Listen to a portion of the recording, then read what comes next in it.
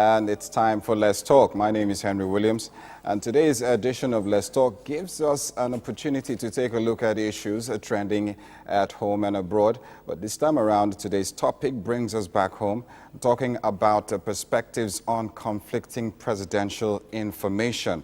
Now, today's topic is going to be talked about with our guest here on the show. I'll allow him to introduce himself, sir. Could you tell us your name, sir? I am Mr. Victor Enyinaya, a journalist, a senior journalist, a public analyst, and commentator. Okay, it's a great pleasure to have you on the show, sir. Thank you very much. Very good one there. And now talking about perspectives on conflicting presidential information. What are we talking about? Recently, after President Goodluck Jonathan's media chat, so many issues came to the fore that seem to give Nigerians the impression that there is no harmony between his media representatives and himself. And some Nigerians have said that this is not a pleasant development. So what do you think about this? It depends on the angle you are looking at it from. To keen watchers, media watchers, it is expected. It is expected because President Jonathan it's not the normal time for him. The times are bad. The times are bad in every material particular.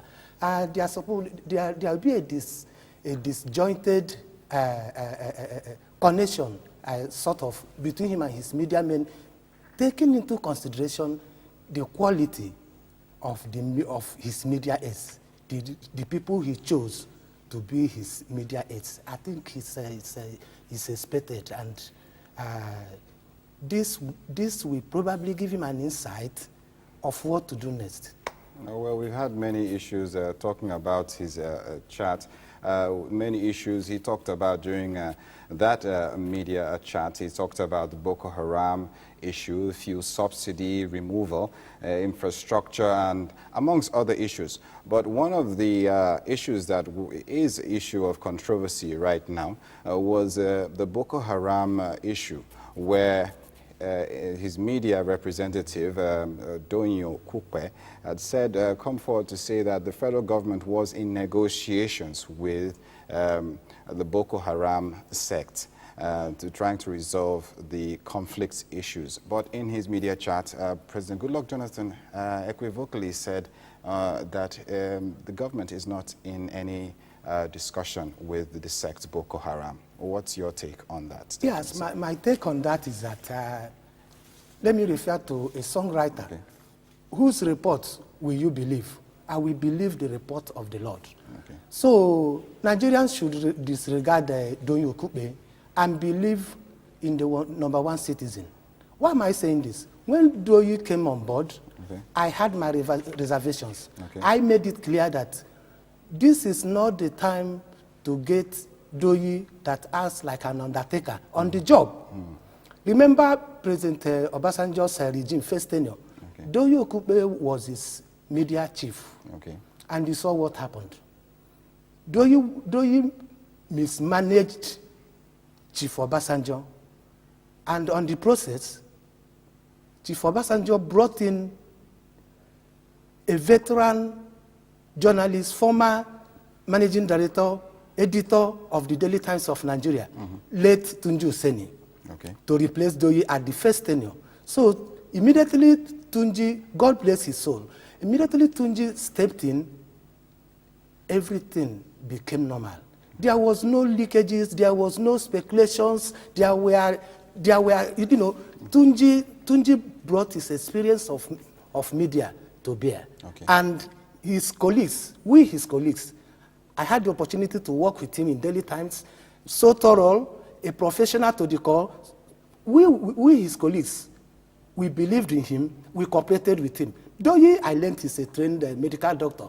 What is he doing in the presidency as a media man? It's honestly, these political people, it's short. President Goodluck Jonathan has to go back and rethink. There are so many qualified media professionals. Not all these gate crashers. Because of one thing or the other, they get crashed and they take up media work and they mess it up. at the long last. And the Doyo Okupe is one of them. Doyo Okupe is Wadanas of this regime. Wow. In essence, what you are trying to say now, sir, is, or what you are saying actually, is that Doyo Okupe is not competent enough to hold that position as the federal government's mouthpiece on issues. Definitely, yes. But what's your opinion on Reuben Abati? So far, analysts have said he has been forthright. He has not been accused of making statements that should put the president or the government in bad light, and has been consistent, with the statements he has come out to make. What's your position? Yes, to some extent, I agreed with the school of thought. I won't take it out from him. He's a good writer, but he's not a journalist. Okay. He's a good writer, he's not a media professional. He came into journalism through the Guardian, from features to editorial board. Okay. And he chaired the Guardian editorial board. So far, so good. He was doing very well before people misadvised the president to bring in Doyi to start doing undertaker's job, which is not what he needs. What the president would have done is to get a core media professional. You saw what Remi Oyo did. Oh, Remi Oyo did a very good job when she came on board in President Obasanjo's regime. Remi Oyo and I, we were in the news agency of Nigeria in the 80s. Remi is a thoroughbred professional. That is what President Goodluck Jonathan would have brought in to team up with Reuben Abati, and they do this job for him. We don't want undertaker's job in this time of Nigerian history. Okay, so let's look at it. The reason why this issue is so important, and Nigerians are sort of disheartened about the whole development, is because in more advanced democracies, like let's take the United States, for example, which is a role model talking about democracy right now, such flaws in public could make or mar the president's administration, make or mar in terms of his public perception. And do you think that the recent development now, which seems to show a certain sign of disharmony between his cabinet, with him and his media cabinet, now do you think it could cost the president his re-election in 2015? Well, happily enough, the president is not thinking about 2015 by now. Say 2014, he will start making moves for that. You see, the thing is that because clearly, there seems to be a disjoint right now between the people, what people are getting from different how do you call it, quarters, one from the president and one from his media, and it is not very good right now. Yes, it is not good. I agree with you. It is not good. But the media men, his media aides, always mismanage information. Okay. They go to the president for briefing. I hope that the man will brief them, and they will come and add their own. You see, that was why I said, whose report will you believe? Nigerians should believe the report of Mr. President. Okay. Because this, you see, many leaders have been ruined by their aides. Okay. They will say, Oga say it's not coming to, it's not seeing anybody today. Oga say this, Oga say that. But in the essence of it, it is never true. But it is left for President Jonathan to put one and one together to make two. Not the marriage type of counting. To make two. Let him look inwards.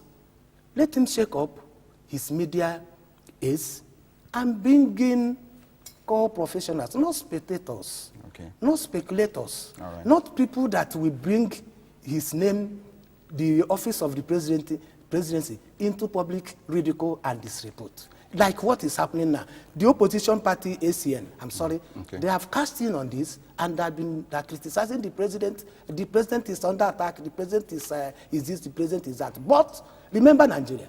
Nigeria is not an advanced democracy. They always capitalize on a small thing and they blow it out of proportion, and it's never good for anybody. Remember also that Mr. President is currently I think there's a gap between him and his godfather, the former president of Nigeria. So many things are into play. And that, I think that was why Mr. President, in his wisdom, had to brief the nation on Sunday to clarify so many things. Lagos Ibadan Expressway, Boko Haram. You see, Boko Haram issue is a security thing. That is why when Abacha was on board, he created the Office of Defense Information. Defense Information deals with purely defense matters. That you don't just carry anybody to put there as a defense officer. It's from the rank of Brigadier General. So they can interpret defense matters. And before they push it out, it must have been refined and refined and refined. So President Goodluck Jonathan has come out to clarify so many things on Boko Haram, on his election, and the Lagos Ibadan Expressway, and other sundry issues like fuel subsidy. So we know, reading the lips of the president, we know the ones he is making a point. We know the ones that he has to say what he said. So I think it's a good thing in this point in time that he came out to say certain things. Let us disregard what his media is, because even within the ranks of media, they are suspecting each other. They are trying to outwit themselves. So on the process, though he sees himself as a big man to Ruben, and Ruben on the other hand will say, despite that I didn't do this, but I belong to the media. My constituency is media. Yes, he will have our sympathy when the crunchy time comes. He will have our sympathy, and we don't need people trying to outwit each other. You know, the chief of staff to the president came on board yesterday. It's not supposed to be so, but it is still that disconnect between the presidency and his media aides. Okay, talking about the disconnect between the president and his media aides. Now, this is clear from your submission, sir, that you don't see the president as culpable for the mix-up that is, going on right now in the whole issue. But tell me, the other issues that are in contention, talking about the president's statements on OD during the media chat, they conflict with the statements made by his former spokesman, Femi Fani-Kayode. Tell me, how do you reconcile this? No, you know where Femi is coming from. You know where Femi is coming from. Femi will defend his master. So the OD, you see, President Goodluck Jonathan is a very refined president. He's a very refined man. He's a gentleman. He doesn't dabble into issues. So until President Obasanjo, an acclaimed statesman, came out to attack the man that is on the seat publicly, but he has avenues to reach him if there's anything that he does not want the public to know, and advise him. He came out and made unguarded statements, like that is his trademark, unguarded statement on Boko Haram. So, my brother, if you are on the shoes of President Jonathan, you will do what he has done on Udi.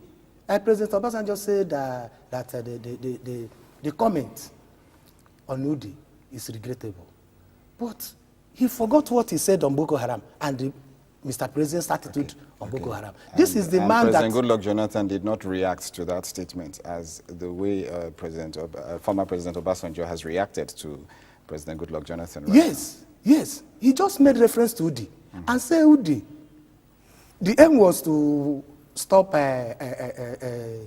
militants. And he succeeded in leveling women and children. And no militant was killed. And the war against the militants was not won. That was why the late President Umaru Musa Yar'Adua extended amnesty. So it was a very harmless statement from Mr. President. But President Obasanjo or boys will always cash in on it to make noise out of it. You saw. Let me refer you. Let me refer you. You saw a harmless man, woman from Achebe, how it was twisted. So that is Nigeria for you. So we have to be focused. For the purpose of clarity now, let's look at the OD issue critically now. President Goodluck Jonathan said that the OD invasion was a failure, and he cited reasons why that it was a failure, saying, okay, that in spite of that, militancy still thrived. Okay, and apart from that, we're not even talking about the United Nations report, human rights reports, rather, coming out on the back of that invasion, how women were raped and all that, some lives were lost, you know, and apparently, but former President Olusegun Obasanjo says that in spite of the OD was what led to the end of militants killing soldiers. Do you agree with these issues? I disagree with him. I disagree with him. OD, we all know, was a total failure.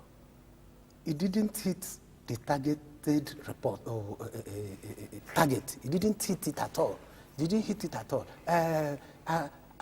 Has militants have they stopped killing soldiers? But it seemed to have quelled the agitations in that area after. No. It's not OD. It's not OD. It's the amnesty of late President Musa Yar'Adua. God bless his own gentleman. That was what quelled that insurgents from the South. Insurgents, rather. Good. So, not OD. OD succeeded in leveling the women and children. Women and children are always the target of this kind of violence. And President Obasanjo thought that is what a military action would solve, but it succeeded in not solving it. No matter what his aides we say, OD was a failure. You know, Victor Malo, General Victor Malo was still on board at that time, and they connived to level OD. When Malo fell out with General Obasanjo, President Obasanjo retaliated. So the thing is that OD, let us be frank to it. OD was a failure. OD was a failure. I am not a political person. I am a Nigerian. What happened in OD was equal to what happened in some parts of the defunct Republic of Biafra. All right. Okay, I want to believe that, I believe you watched that media chat, President Goodluck Jonathan, during the time these questions were being asked. The political parties, the political opposition rather, talking about ACN and ANPP, came out to criticize the president, saying that he evaded questions and was not precise, was not meticulous in dealing with issues, controversies that would have been laid to rest during that, that were rather controversial, that would have been laid to rest during that chat. Do you agree with them, sir? Opposition in Nigeria, as I mentioned before, undertakers. They will never see anything in you. Even individuals, anybody that does not like your face, there's nothing you will do, you will please him. And being an underdeveloped country, we have to live with it. What Nigerian politicians, what they indulge in is more of tribal politics and sentiments. What are the issues Mr. President failed to address? The oil subsidy, Boko Haram, which is the most security question here in Nigeria today. So he clarified that there is no, he's not negotiating. His government is not negotiating with with Boko Haram. They don't, this opposition parties, they don't expect him to say more than that with his security tactics. No. Okay. He can't let out his security tactics. We know keen watchers of security in Nigeria and know that the nose is tightening for the scent. Okay. So President Goodluck Jonathan had to leave it at that. And that was what if when he was addressing the nation through the media chat, you read his lips. When you read his lips, you'll be able to move forward. Lagos-Ibadan Expressway.